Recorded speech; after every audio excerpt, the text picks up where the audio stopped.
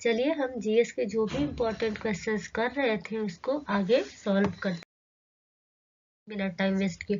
हम लोगों का इस टाइम जीएस में जियोग्राफी वाला पार्ट चल रहा था, हिस्ट्री वाला हम लोगों ने कर लिया है। अगर आप नहीं देखे हैं तो जाकर प्लेलिस्ट में देख सकते हैं। हमारा जियोग्राफी में भी ए वाला सेकंड पार्ट चल रहा था, अपवाह तंत्र के पहले भी हम लोग पढ़ चुके हैं।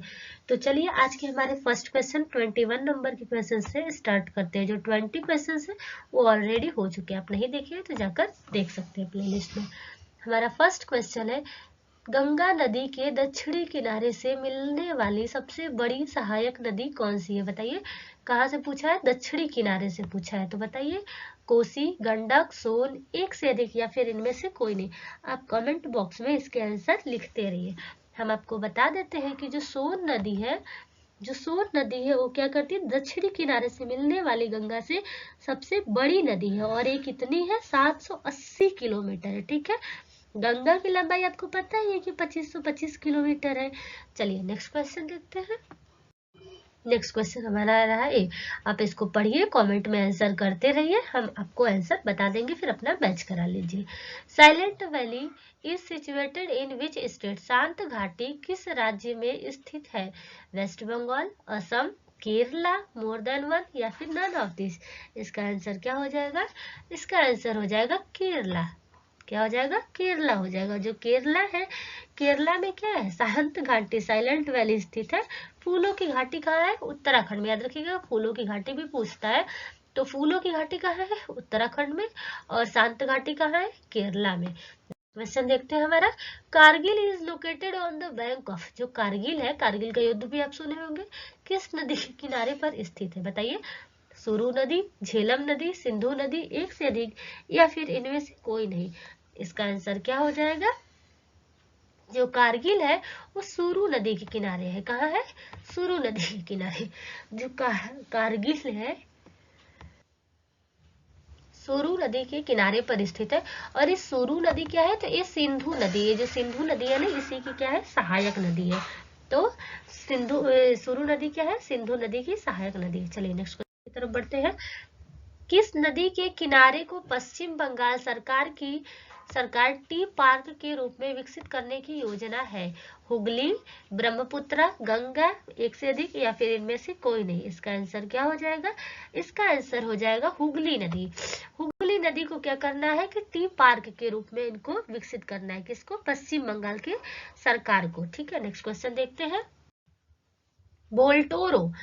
बाल्टोरो हिमनद अवस्थित है पीर पंजाल में, जास्कर में, काराकोरम में, एक से अधिक या फिर इनमें से कोई नहीं? तो इसका आंसर क्या हो जाएगा?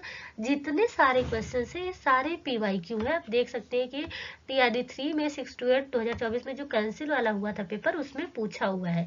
अगर आप इस तरीके के और क्वेश्चन देखना चाहते हैं तो प्ले लिस्ट में जाकर देख सकते हैं। इसका आंसर हो जाएगा, इसका आंसर आप बताइए। बाल्टोरो हिमनद अवस्थित है कहाँ पर? तो ये है काराकोरम में। गुड, सही है। ये कहाँ स्थित है? काराकोरम में स्थित है। बाल्टोरो हिमानी पाक अधिकृत कश्मीर के गिलगित बाल्टिस्तान क्षेत्र में बाल्टिस्तान उपक्षेत्र के काराकोरम पर्वतमाला में स्थित है। कहाँ पर? काराकोरम पर्वतमाला में स्थित है। ठीक है, चलिए आगे देखते हैं। नेक्स्ट, सोन नदी का उत्पत्ति स्थल अमरकंटक कहाँ स्थित है? सोन नदी का उत्पत्ति स्थल क्या है? अमरकंटक पूछ रहा है इसमें। अमरकंटक कहाँ स्थित है? मैकाल श्रेणी में, मकालू श्रेणी में, राजमहल पहाड़ियां में, एक से अधिक या फिर इनमें से कोई नहीं? तो इसका आंसर क्या हो जाएगा? इसका आंसर बताइए। सोन नदी का उत्पत्ति स्थल अमरकंटक कहाँ स्थित है? ये हो जाएगा मैकाल श्रेणी में। कहाँ पर हो जाएगा? मैकाल श्रेणी में स्थित है। ठीक है, चलिए आगे बढ़ते हैं क्वेश्चन की तरफ। गंगा नदी के तट पर स्थित शहर है? बताइए, गंगा नदी के तट पर स्थित कौन सा शहर है? प्रयागराज, कोलकाता, भोपाल, एक से अधिक या फिर इनमें से कोई नहीं? क्या हो जाएगा इसका आंसर? गंगा नदी के तट पर स्थित शहर पूछ रहा है, तो गंगा नदी के तट पर कौन सा स्थित है? प्रयागराज स्थित है। ठीक है, चलिए आगे बढ़ते हैं नेक्स्ट क्वेश्चन की तरफ। कौन सी नदी भारत और नेपाल के बीच सीमा बनाती है? पूछ रहा है भारत और नेपाल के बीच कौन सी नदी सीमा बनाती है? बताइए। गंडक, कोसी, काली, एक से अधिक या फिर इनमें से कोई नहीं? क्या हो जाएगा? भारत और नेपाल के बीच हमारी जो काली नदी होती है, ये क्या करती है? सीमा बनाती है। कौन सी नदी? तो काली नदी। पूछ चुका हुआ है टीआरई 3 में, री एग्जाम वाले में पूछा हुआ है, आप देख सकते हैं। देखिए, काली नदी या महाकाली नदी जो है भारत और नेपाल के बीच सीमा बनाती है। 1916 में नेपाल और ब्रिटिश भारत के बीच जो हस्ताक्षरित सुगौली की संधि हुई थी, उसके तहत काली नदी को क्या किया था, भारत के साथ नेपाल की पश्चिमी सीमा जो थी निर्धारित की गई थी। कौन सी सीमा, पश्चिमी सीमा निर्धारित की गई थी। तो जो काली नदी है भारत और नेपाल के बीच क्या बनाती है, सीमा बनाती है। इस क्वेश्चन की तरफ बढ़ते हैं हम लोग। ऑक्सबाउ लेक्स आर फाउंड इन, चाप झील, चाप झील, ऑक्सबो झील जिसको कहते हैं, कहाँ पाया जाता है बताइए।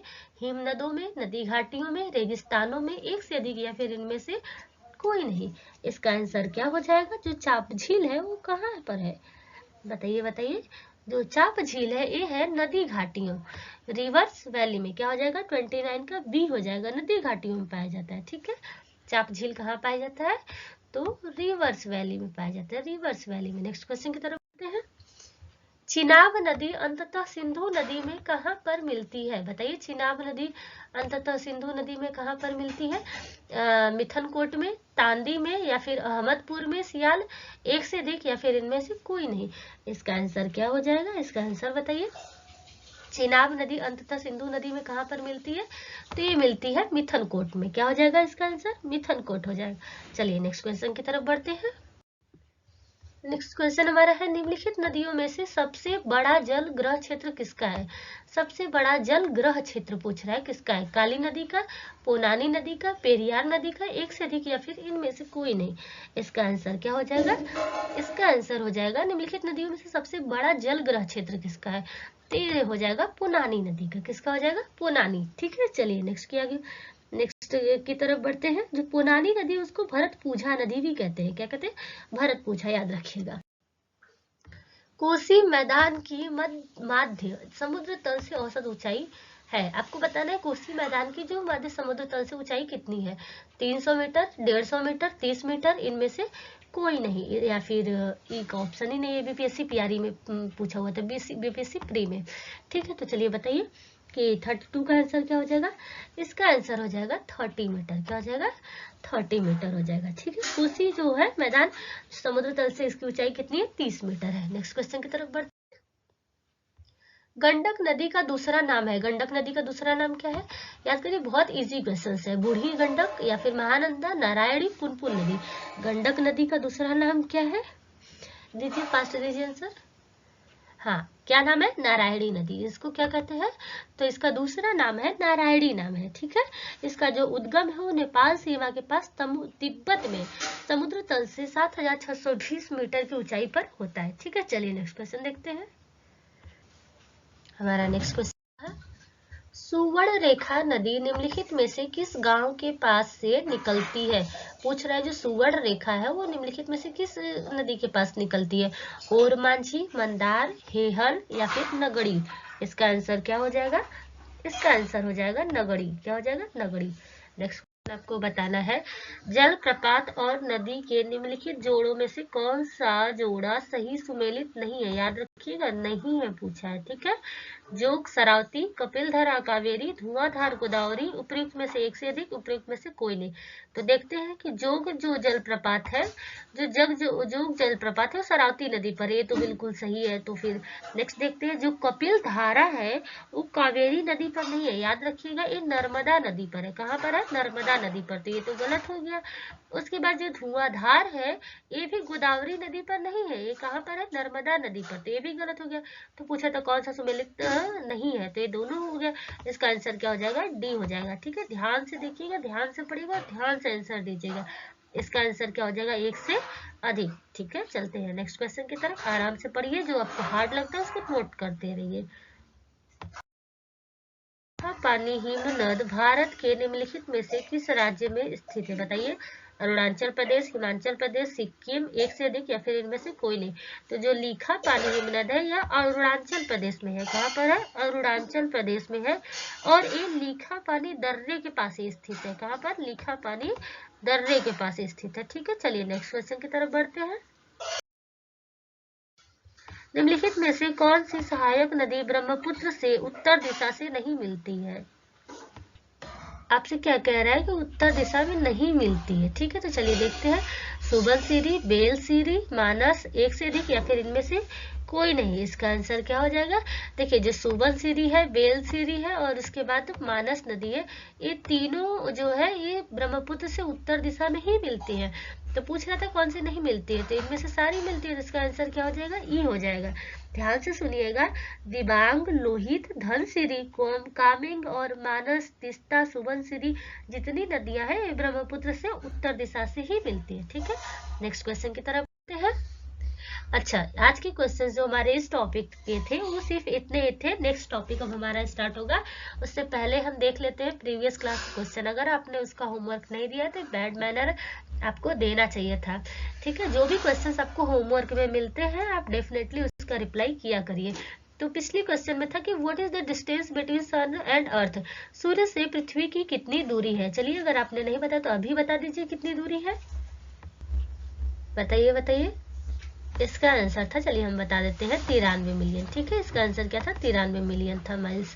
अब नेक्स्ट देखते हैं, जो हमारा नेक्स्ट टॉपिक होगा मानसून और वर्षा से जितने भी क्वेश्चंस अभी तक तैयारी में पूछे गए सारे पीवाईक्यू को हम सॉल्व करेंगे। ठीक है, उसके बाद ये आज का आपका होमवर्क है, डेफिनेटली आप इसको क्या करिएगा, कमेंट बॉक्स में इसका आंसर बताइएगा। अगर आप ध्यान से सुनेंगे तो बहुत ईजिली इसका आंसर दे पाएंगे। आज के लिए बस इतना ही, मिलेंगे अब हम नेक्स्ट क्लास में। Thank you so much. जय हिंद, जय भारत।